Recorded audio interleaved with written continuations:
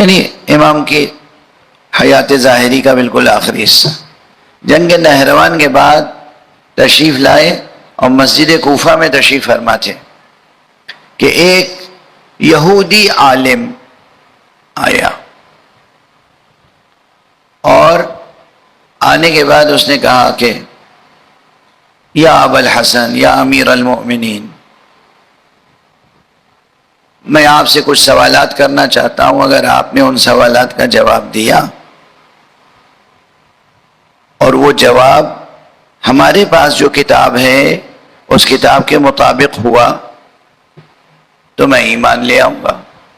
آپ نے اس سے عہد لیا پھر کہ میں اگر جواب دوں گا اور وہ جواب تیرے پاس جو کتاب ہے اس کے مطابق ہوگا تو ایمان لے آئے گا. بالکل. تصدیق کرے گا؟ بالکل. انکار اور سرکشی تو نہیں کرے گا؟ نہیں، ہرگز نہیں. کافر پوچھ جو پوچھنا چاہتا ہے. خدا کی قسم، خود یہ جو جملہ ہے نا، میں قرآن ہاتھ میں لے کے کہہ سکتا ہوں کہ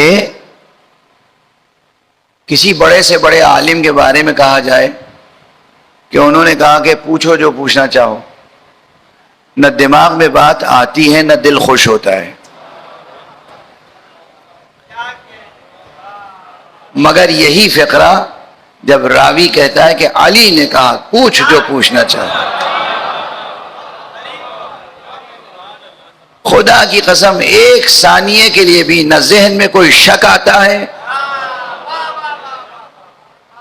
اور دل الگ خوش ہوتا ہے. دل اس لیے خوش ہوتا ہے کہ یقین ہے ان کے علم پر، اور دوسری خوشی یہ ہوتی ہے کہ دیکھو باب علم نے خود کہا کہ پوچھو جو پوچھنا چاہتے ہو. تو اب تو علم کی نہریں بہیں گی، علم کے دریا بہیں گے، علم کے سمندر جوش ماریں گے اور ہم اس سے استفادہ کریں گے. امام نے فرمایا پوچھ جو پوچھنا چاہتا ہے، سل ما بدا لک، جو پوچھنا چاہو پوچھو. اس نے کہا کہ یہ بتائیے کہ اللہ نے ہر نبی پر یہ فرض کیا کہ اس دنیا سے جانے سے پہلے وہ اپنا وصی مقرر کرے اور اپنے ہر وصی کے لیے کچھ امتحان رکھے، آزمائشیں رکھی. وہ کتنے امتحان ہیں جو اللہ لیتا ہے؟ اور کیا آپ کا بھی امتحان اللہ نے لیا؟ اب دیکھیے یہ روایت اس لیے اہم ہے کہ ہم لوگ سیرت امیر المؤمنین علی ابن ابی طالب علیہ السلام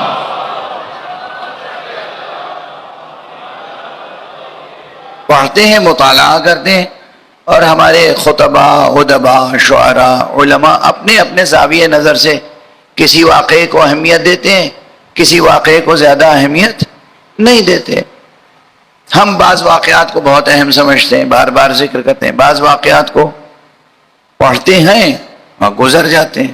اب یہ قاری کے موقف میں رہ کر، سامع کے موقف میں رہ کر سیرت علی کا مطالعہ کرنا اور ہے، اور مولا خود اگر اپنی زندگی کے بعض واقعات بیان کریں اہمیت دے کر، وہ بات بالکل جداگانہ ہوگی. تو اس لیے بھی یہ روایت بہت اہم ہے کہ اس کے سوال پر مولا نے اپنی زندگی کے خود ان اہم واقعات کو بیان کیا ہے جو مولا کی نگاہ میں اہم ہے اور جو امتحان الہی کی حیثیت رکھتے ہیں علی ابن ابی طالب کے لیے. اور ہمارے یہاں امام نے فرمایا کہ بے شک اللہ نے ہر نبی اور ہر رسول پر یہ فرض کیا کہ دنیا چھوڑنے سے پہلے وہ اپنا وصی مقرر کریں، اور اللہ نے ہر وصی کے لیے 14 امتحان رکھے ہیں. 7 امتحان اس نبی کی زندگی میں لیتا ہے جس نبی کا وصی بنا رہا ہے، اور 7 امتحان نبی کے گزر جانے کے بعد. 7 امتحانات حیات پیغمبر میں اور 7 امتحانات پیغمبر کے بعد. یہ اللہ کا نظام ہے. خود مولا علی ارشاد فرما رہے ہیں اور کہا میرا بھی اللہ نے 7 امتحان میرے لیے حیات پیغمبر میں اور 7 امتحان بعد پیغمبر. اب بس ان میں سے چند امتحانات میں آپ کو سناؤں گا، اس لیے کہ یہاں نقطہ وصل کیا ہے اس آیت اور اس کے ضمن میں ظاہری احکام کے بعد جو باطن ہے، اس باطن سے رشتہ یہ ہے کہ کسی امام کا، کسی وصی کا عہد وصایت قبول کرنے کے بعد اس عہد وصایت کے وفا کرنے کا مرحلہ کتنا اہم ہوتا ہے. سمجھ میں آ رہی ہے بات؟ یہ تو عام ایک آیت ہے نا، یا ایھا الذین آمنوا اوفوا بالعقود، اے ایمان لانے والو جو عقد ہے، جو عہد ہے، جو پیمان ہے، اس کی وفا کرو. لیکن عہد بھی تو عہد ہوتے ہیں. کس سے عہد ہو رہا ہے، کون عہد کر رہا ہے، کیسا عہد ہو رہا ہے؟ یہ عہد کوئی معمولی عہد نہیں ہے. ایک رسول سے اس کے وصی کا عہد ہے، اور یہاں پر تو خاتم النبیین امام المرسلین کے وصی کا عہد ہے. کتنا اہم عہد. اور اس عہد کو وفا کرنے کے لیے امتحان لینے والا کون ہے؟ اللہ. تو کتنی اہم روایت ہے یہ. اب میں وہ چند جو عرض کر سکوں گا عرض کروں گا، باقی انشاءاللہ کسی اور موقع پر آپ ایک صلوات ارشاد فرمائیں.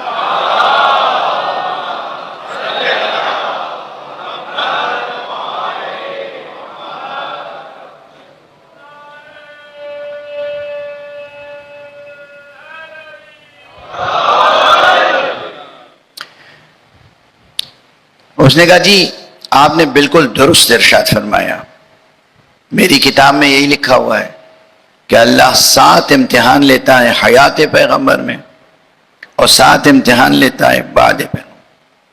تو یہ تو بات آپ نے صحیح ارشاد فرمائی. اب ترتیب وار آپ بیان کریں، عنایت فرمائیں کہ آپ کے کیا کیا امتحانات اللہ نے حیات پیغمبر میں لیے ہیں. آپ نے فرمایا دیکھو پہلا امتحان یہ تھا کہ جب اللہ نے حکم دیا اعلان نبوت کا تو رسول نے پورے خاندان کے لوگوں کو بلایا.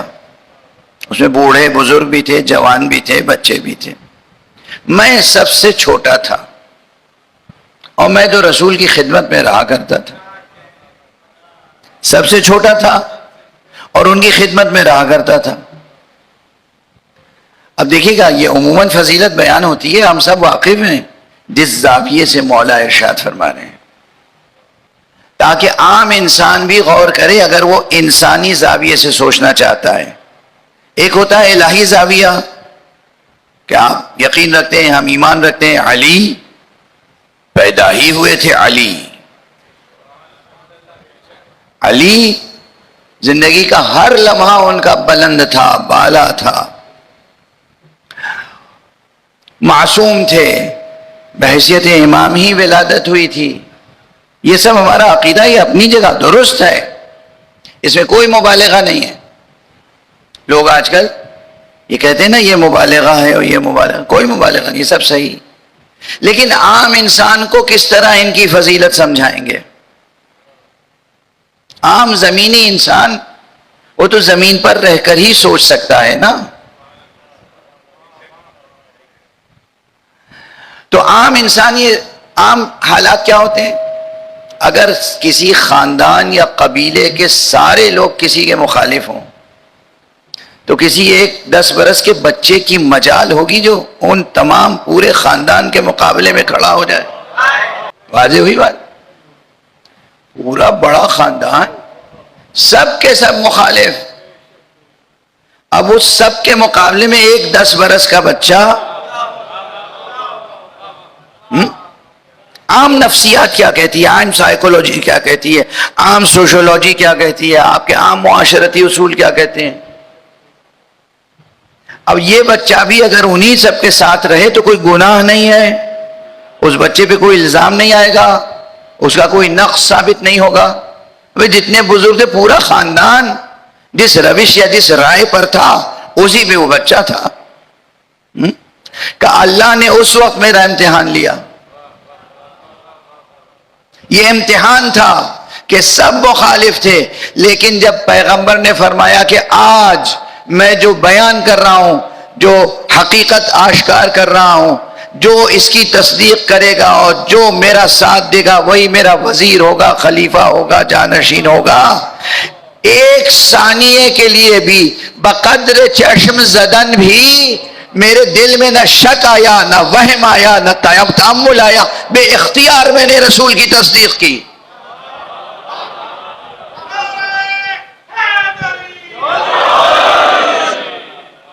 یہ پہلا امتحان تھا. بڑے بڑے خاندان کے بوڑھے تب مخالف، لیکن میں کسی سے مرعوب نہیں ہوا، کسی بڑے بزرگ کی نگاہوں سے مرعوب نہیں ہوا. میں نے حق کو حق کہا اور اس پر قائم رہا. یہ میری زندگی کا پہلا امتحان تھا. دیکھیے اسی واقعے کو آپ بہت بار سن چکے ہیں نا. آج آپ نے سنا تو تھوڑے سے الگ زاویے سے سمجھ میں آئی بات؟ آئی یا نہیں آئی؟ اب اس کے بعد جو بیان کروں گا اس کے لیے اور زیادہ صبر و تحمل کی ضرورت ہوگی. وہ بھی واقعات وہی ہیں جو آپ سنتے رہتے ہیں ماشاءاللہ، وہ خوب سن کے واقعات پہ نعرے لگاتے ہیں. مگر اکثر یہ ہوتا ہے کہ دیکھیے ایک واقعہ ہوا، اسے کسی ایک رخ سے کسی شاعر یا ادیب یا خطیب نے بیان کر دیا اور بس وہی رخ چل پڑا. اب سب اسی کو دہرا رہے ہیں. پورا واقعہ نظر سے اوجھل، ایک رخ اس کا بس روشنی میں ہے آپ کے سامنے. یہ ہے تمام واقعات کے ساتھ، واضح ہے. اس لیے اگر کچھ میں بیان کروں تو اعتراض کرنے سے پہلے سوچ لیجئے گا بھئی میرے ممبر پہ آنے کا فائدہ کیا ہے؟ کیوں بلاتے ہیں آپ؟ وہی رٹی رٹائی باتیں سنا دی جائیں. وہ تو سب ہیں رٹی ہوئی. آپ کو حقیقت کو پرانی قدیم کتابوں سے نکال کے پیش کرنا پڑتا ہے. یہ میں تمہید میں اس لیے عرض کر دیا کہ آپ دل جگر تھام کے بیٹھیے گا، چونکہ بعض واقعات جس طرح آپ نے سن رکھے ہیں وہ اس طرح نہیں ہیں.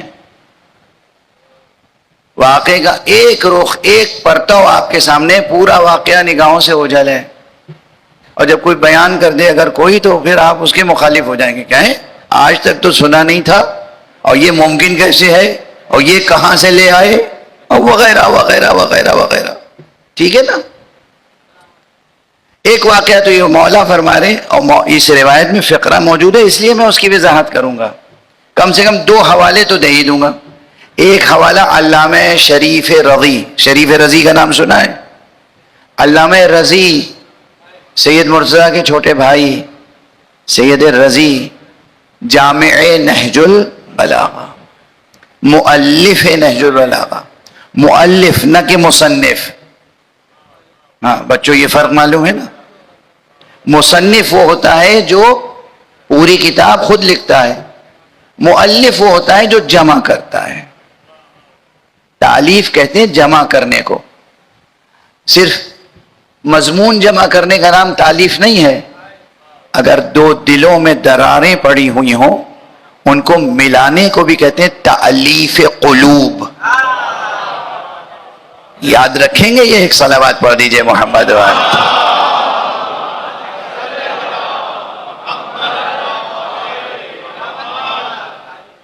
تالیف قلب، تالیف قلوب، دلوں کو ملانا، دلوں کو جمع کرنا، دل جیتنا. تالیف قلب. ٹھیک ہے نا، واضح رہے گا یہ بھی ضمناً.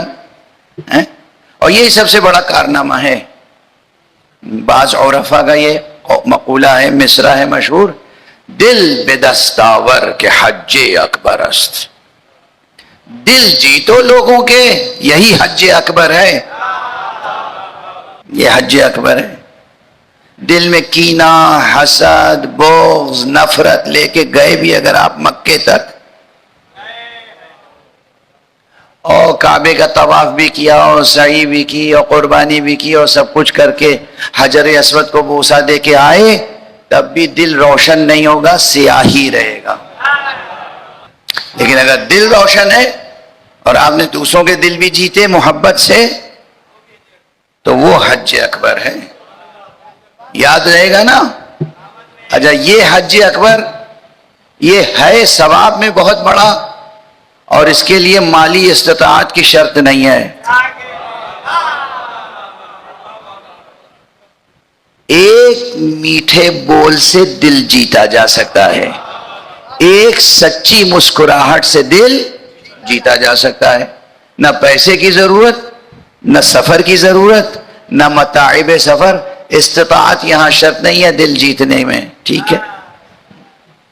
تو بات یہاں تک پہنچی تألیف کے لفظ سے۔ جناب سید رضی مؤلف ہیں نہج البلاغہ کے تالیف، انہوں نے ایک کتاب اور لکھی ہے جس کا نام ہے خصائص امیر المؤمنین، وہ الگ کتابیں چھپی ہوئی موجود ہے، اس میں بھی یہ مضمون موجود ہے، یہ واقعہ، اور مولا کی اس روایت میں بھی موجود ہے۔ واقعہ کون سا ہے؟ فرمایا میرا دوسرا امتحان شب ہجرت لیا گیا۔